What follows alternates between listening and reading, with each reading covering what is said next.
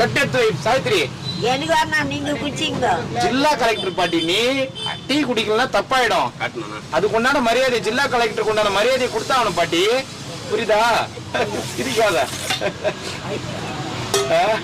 எதுக்கு சிரிக்கிற?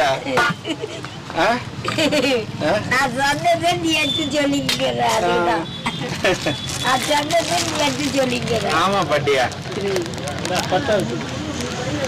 எடுத்துக்கோ, டீ எடுத்துக்கோ. தட்டு உள்ள கிளாஸ் வச்சு இது மாதிரி